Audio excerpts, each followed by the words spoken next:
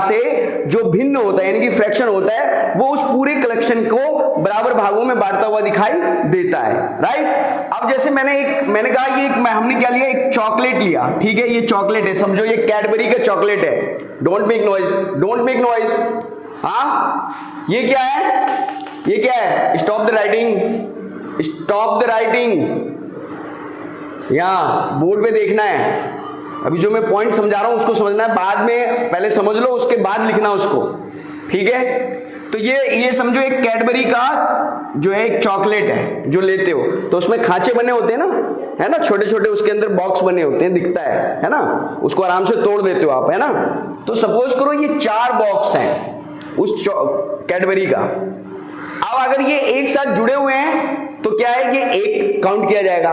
लेकिन अगर इस 4 बॉक्स को हमने अलग अलग पार्ट में तोड़ दिया और वो पार्ट इक्वल होना चाहिए, कैसा होना चाहिए, इक्वल पार्ट होना चाहिए, बराबर होना चाहिए।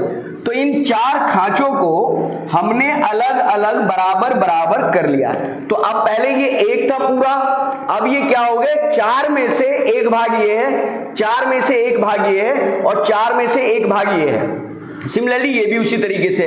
तो अब देखो टोटल कितने हैं, 1 2 3 4, 4 में से हर एक का कितना भाग है, इक्वल पार्ट है, ऊपर वाला जो पार्ट है इक्वल है। लेट भी सपोज करो हम एक अलग दूसरा एग्जांपल ले रहे हैं, हमारे पास यहां पर कितने एप्पल है, काउंट करो कितने हैं, 4, ठीक है, 4 एप्पल है हमारे पास।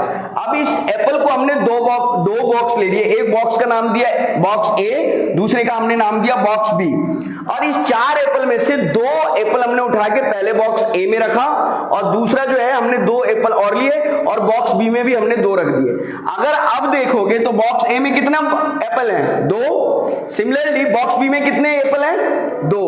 तो जो 4 हमारे पास एप्पल थे हमने 2 बॉक्स में बराबर हिस्सों में उसमें रखा या हमने स्टोर किया, ठीक है। तो अब जो है इसको अगर हम लिखेंगे तो इसको कैसे लिखेंगे, हम इसको ऐसे लिख सकते हैं 2/4 और इसमें भी 2/4। टोटल कितना था 4 और 4 में से हमने रखा कितना इसमें 2, टोटल कितना था हमारे पास 4 था, 4 क्वांटिटी में से हमने कितना रख लिया, यहां पर 2 रख लिया।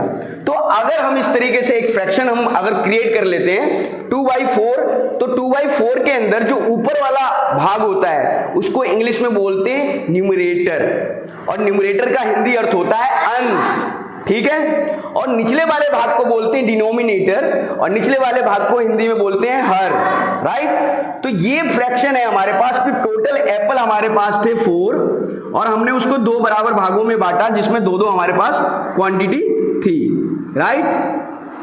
तो इस तरीके से फ्रैक्शन को आपको समझना होगा, ठीक है। अब इसको फटाफट नोट डाउन कर लो।